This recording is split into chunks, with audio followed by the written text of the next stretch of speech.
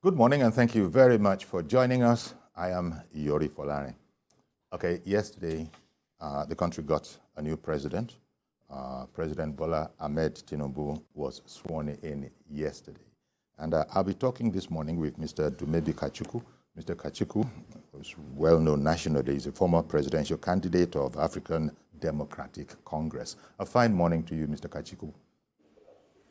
Good morning to you. Thanks for having me. Indeed, it is our pleasure. Okay, I'll come back and we'll have this conversation, but here's a report, by Femi Akande on the inauguration yesterday of President Bola Ahmed Tinubu. I stand before you. A long-anticipated day. Indeed, it was worth the wait for President Bola Ahmed Tinubu. This inauguration will clearly remind him that elections have ended and the weight of the country rests on his shoulders.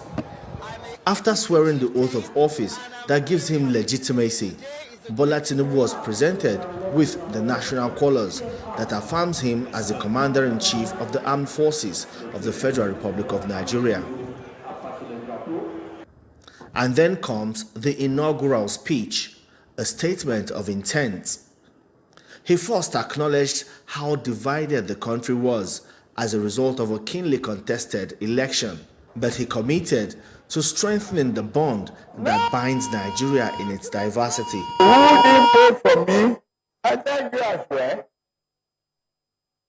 I sent my hand across the political divide. I ask you to grasp the national affinity and brotherhood.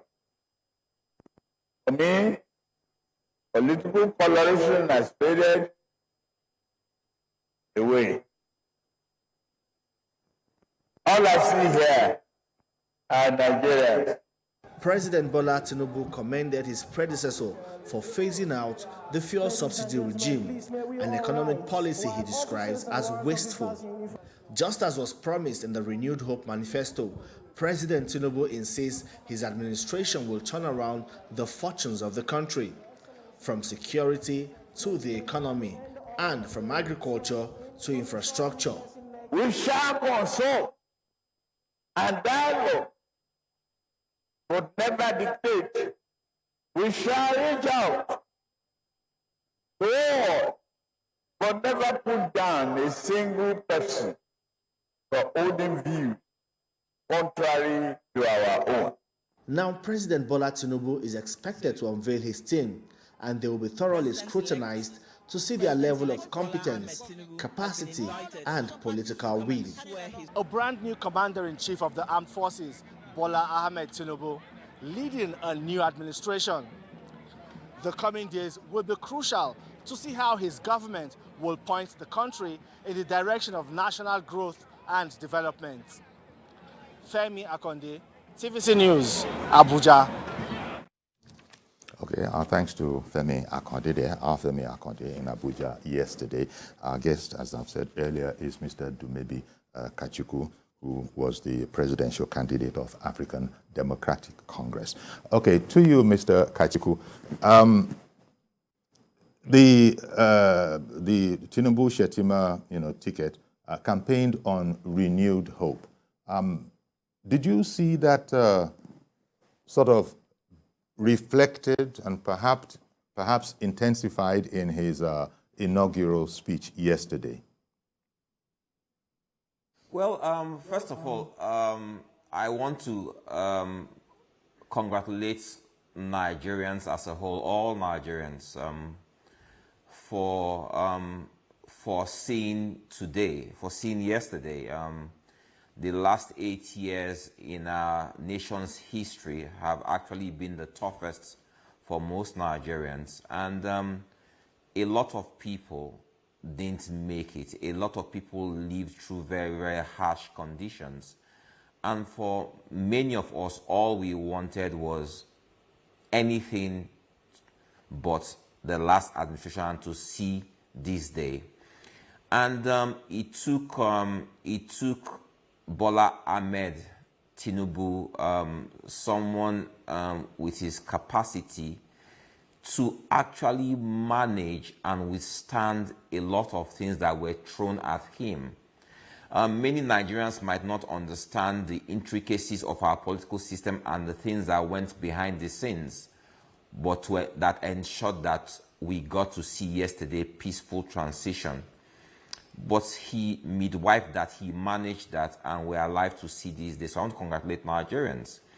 The renewed hope, or the message of renewed hope, is born out of that. Because out of the darkness of the last 8 years, today presents light to most Nigerians. And personally, for me as a Nigerian, what do I see in that message? As a business person, he spoke positively to the business climate, what we should expect. Look at issues of multiple taxation. Yeah. Look at the issue of the subsidy removal. If we look at the issue of security and how he promised more funding and more training. If we look at what he promised in terms of the 1 million digital jobs for youths, infrastructural deficits, all the promises he made are promises that we Nigerians will definitely hold him accountable to those promises. Today, we woke up to see fuel queues building up, and we expect that an Ahmed Tinubu will not tolerate a situation where a few fuel marketers want to take advantage of Nigerians and take advantage of the fact that they will make extra gains from that policy. They've gotten petrol at subsidized rate, and that they are now selling at an inflated rate. We expect that the government will react.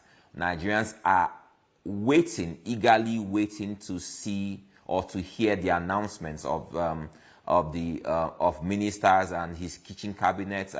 That will give a very, very good indication of what we are to expect in this administration.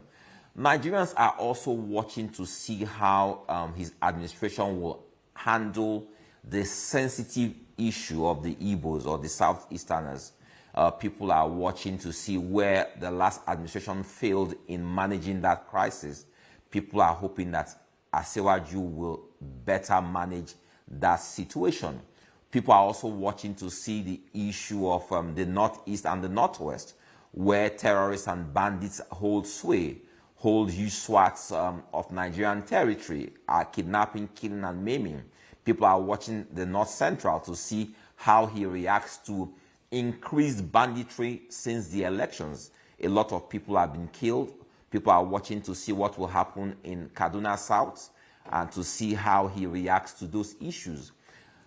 As an individual and as a former presidential candidate who was in this race with him, I believe that he has what it takes to do justice to these issues.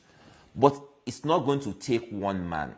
It's going to take the collective, all Nigerians working together with him for us to be able to handle the myriad issues that are plaguing Nigeria. And this is where we must all join hands.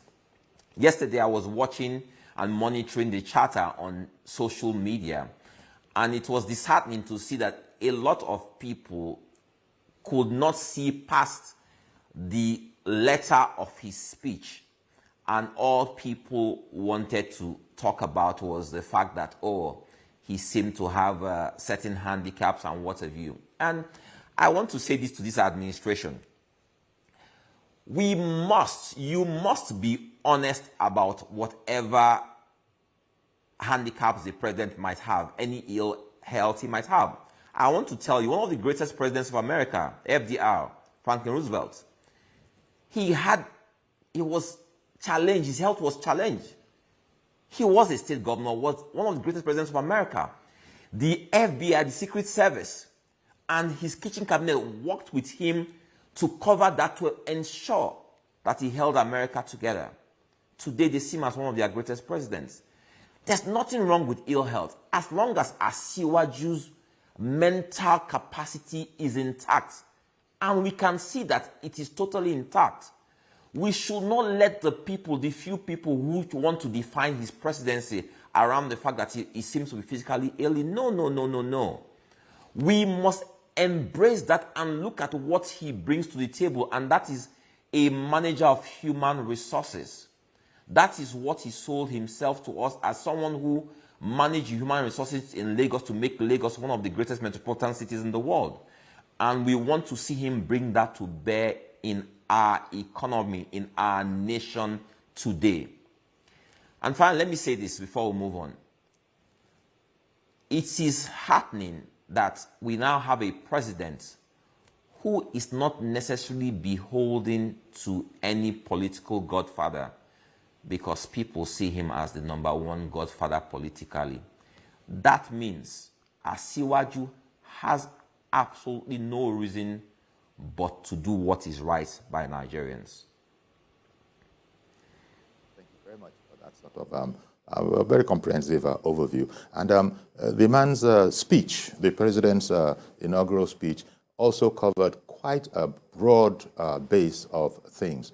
And I noticed particularly that he confronted the unsavory fact that the election has brought about divisions and cleavages, but that was going to be addressed, and that he sort of was forthright with that, saying that, look, nobody is going, sort of paraphrasing him, nothing is going to be swept under the carpet, so to speak, just paraphrasing, and that we shall address this, and that he will respect those who contested with him.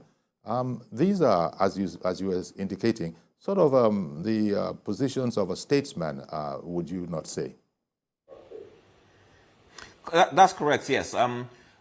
We don't take away anything from the judiciary and whatever rulings that they might reach. We expect that the court processes will be free and fair. And we also understand that in any elections we've had in Nigeria, we've always had court processes. As a contestant in that election, I've always made bold to say that what I saw was an election that the principal parties in that election, and when I say the principal parties, I refer to INEC, the security agencies, the PDP, APC, Labour, and NMPP, that their conduct was the words fail me to describe their conduct, but they failed to live up to expectations, all the parties I mentioned. When people speak about rigging in the elections, I'll tell you this, I find it funny that people, when one person has won, everyone speaks about rigging, that person is the one that rigged. But I tell you, all those participants in their areas of strength rigged the election. So eventually what we had, when you have multiple parties rigging, the true picture of the election is what presents itself, because each person's rigging cancels out the other person's rigging. So the true picture presents itself. But the major challenge we're having today, which is what Asiwaju must deal with immediately, is that we have a lot of Nigerians who really believe that he didn't win the elections, right? And these are people who don't interrogate facts. Just like what happened in America, where Trump and his supporters, where they believe that Trump won that election, even though it was clear, glaring to all that he lost. There are people who believe that, oh, the Labour candidate won, even though it is glaring, even though the facts is tendered in court clearly show that he never won, and he's not said he won in court. But these people believe it. And how do we bring these Nigerians, because they're all Nigerians, how do we get them on board to understand that Nigeria is more important than their perceptions, their wrong perceptions and notions, and that in order to move Nigeria forward, that they all have to be part of Project Nigeria? Asiwaju must get on board this today immediately. How does he do this? This means that he needs to extend not a shorthand, a long hand of fellowship to the aggrieved aspirants. In extending an olive branch to them, it does not mean that he's saying, withdraw your court cases. He's saying, for the time being, for now, I am president of Nigeria.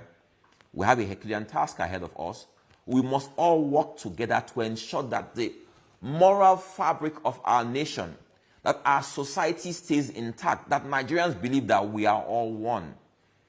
It's going to take a whole lot of statesmanship to achieve that. And the people around him will determine how that works. Because if he brings about people, puts people around him who want to taunt these people, antagonize them, it's not going to help matters. We need people who are bridge builders. We need people who understand that Nation Nigeria, Project Nigeria, is bigger than any one human being. It does not mean that he should be weak. It means that he should be strong in love. He should be strong in peace. He should be strong in unity. We must bring all Nigerians together immediately. Indeed. Now, you spoke earlier, in fact, very early, about the behavior of some Nigerians, talking about the oil marketers especially. Within hours, as you noticed, you see, well, Nigerians have been known to do this. And there's, between yesterday and today, I don't suppose there's going to be very much change. But it still was surprising that the fuel subsidy thing, just as you indicated, stations are selling anywhere between 400 to 600 naira on, you know, a fuel that they procured at a subsidized price. This is just one of those kind of behaviors that I'm sure most Nigerians will sort of recognize that it is the way it goes. But one is surprised because you were just speaking here about all of us having to, you know, pitch in. They do their bit, we also do our bit. But I won't call it filthy, but for the love of lucre, there are people doing what we are talking about now. I don't know, that doesn't give one very much hope. But as you said, you will expect the government to comment on this vigorously, that this kind of arm-twisting, blackmailing kind of tactic cannot be allowed to proceed. At the same time, they probably don't want to appear too hawkish. How do you think we're going to go with this? Because this will directly impact, if everybody sort of, you know, gets on this particular profiteering course, it will affect everybody up and down the land, which is not the kind of atmosphere we require at the commencement of a new administration. It's very easy. The DPR, the former, I don't know what the new agency is called now. I believe that that might be their responsibility. I'm not sure. But whichever agency of government that supervises the filling stations, petroleum marketers, they must immediately suspend or revoke the licenses of all filling stations involved in this. We must make examples. If you don't do that, this will escalate and it will get worse. Government must take a few people, seize their stations, make examples of them, so that all those who are tempted to do this will immediately stop it. And Nigerians also must realize that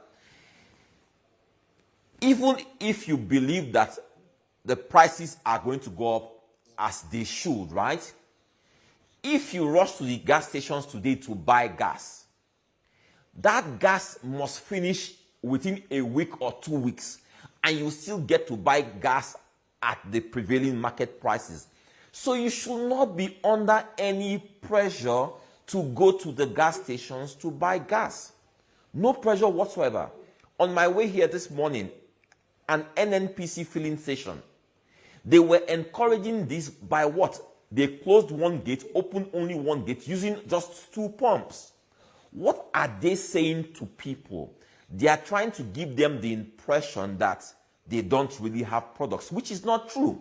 But in doing that, the people within that gas station, they get to make money because they have created the feeling of scarcity.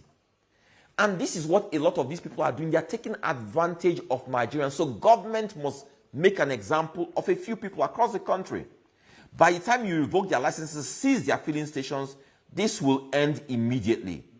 We can't have Nigerians suffering, just like what happened, what Nigerians went through with the recoloring of the Naira a few months ago.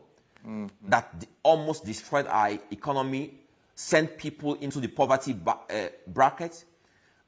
And we watched this happen. We saw POS people taking advantage of people, charging exorbitant fees, and everyone seemed to be helpless. Which reminds me, when I was speaking earlier, Nigerians are waiting to see how our new president reacts to what the CBN governor did with that, and to ensure that people who did things to weaken our economy, sabotage our economy, destroy our economy, and send people into the poverty bracket, that government now deals with that issue. They are watching to see how the DSS case will go on. Nigerians want to know that nobody is above the law in this dispensation. Nigerians also want to know that this president will never, ever use his office to oppress Nigerians. And I believe, as someone who several times government or the powers of government have oppressed him, he knows what it feels like, so he should ensure that his government must never be seen to be oppressing the people the government seeks to serve. We woke up this morning to hear the news of the DSS and EFCC and DSS stationed outside EFCC offices. This happened in the last administration, where government agencies of the same government are fighting each other. I don't expect an extremely professional, one of the most professional agencies of government, which is the DSS, to act in this manner. It's too early to start acting like this. So I expect that the president will immediately step into and resolve that issue immediately.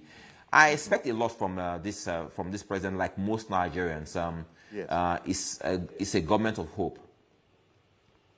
You know, without prejudice to the comments, indeed the fact you stated earlier about the pressures our economy took when the currency exchange exercise, whatever is the proper title of that, you know, one can be led to think that, well, all of that may be a matter of opinion depending on the facts available to whoever is speaking. And I'm referring here to the fact that the head of the CBN, under whose watch that whole, thing happened, has actually been granted the honor of Nigeria's national honor. So that could begin to indicate perhaps that maybe there are some things that ordinary citizens don't know, and maybe that these things are not done by way of emotion. So I was wondering what your thoughts are on the fact that Mr. Godwin Emefiele was a beneficiary of a high Nigeria's honor. Well, if I were the president of Nigeria today, Emefiele will be arrested and prosecuted for treasonable felony. He subverted our economy. He destroyed our economy. He sent millions of Nigerians into the poverty bracket. He created a system of arbitrage in his forex policy. All his financial policies or fiscal policies in the last 8 years have all but destroyed Nigeria. And he still does not seem to understand that it's wrong for the central bank governor of Nigeria to be political. This was a man who was said to be running for the highest office of the land, even as the CBN governor. We saw vehicles branded in his name with his pictures. He never spoke to this. He had people who even went to court on his behalf to seek legal interpretation if he could run and hold on to office while he was running. Do you understand? So if I were the president, this man today would have been arrested and prosecuted to the full extent of law. But we wait to see how Asiwaju Bola Tinubu will handle this matter. Too many people paid a price for his folly. Too many Nigerians paid a huge price for his folly. It was political gangsterism at its best in trying to undermine the elections because of his pecuniary interest in that election, or his specific interest in that election. It's absolutely wrong, and we must put in place measures that ensure that this should never happen in Nigeria ever again. A CBN governor should not be that powerful should not have the liberty to be able to undermine sitting governments, undermine the Nigerian people. This should never happen again. That national honor should be withdrawn. That's, I mean, if it were up to me as Nigerian president, I will withdraw that national honor. He's not deserving of that honor. Based on what? What's the exchange rate today? 760 to the dollar? On what basis is he deserving of a national honor? What's the inflation rate today? What's the unemployment rate? On what basis? What criteria have we used to give Emefiele a national honor? It's sad that the failed government of President Buhari. Okay. That's why I suggested that there were facts probably known internally that were not known publicly. It's about Nigerians. It's about all Nigerians, right? There are no known facts. The facts we know are our experiences in our economy in the Nigerian state. Those are the facts that we all know. How it affected you, how it affected me, how it affected Nigerian people. Those are the facts that are important. Those are the material facts. Any other facts are not important in the scheme of things. And the fact that Nigerians suffered. I remember one day on my home way from work, I was trying to buy mango from a young Hausa boy who was selling mangoes. And because there was no cash and because POS was not working, this guy said, Oga, please take my account and transfer to me. And I asked him a question, what guarantee do you have that if I leave here, I'll transfer this money to you? He said that he just has to eat, he has to survive, and that this is what he has done all day, all week. And there are people who actually transfer and people who don't transfer. Imagine this. Yes. What is the extent of data coverage we have in Nigeria for this man to choose that we have to digitize our economy, have a cashless system? What happened to people transacting in the rural areas of northern Nigeria and other parts of Nigeria? What happened to those people? This man destroyed our economy. And so this president must act and take the right decision right now. He cannot be seen to be presiding over that office one day longer.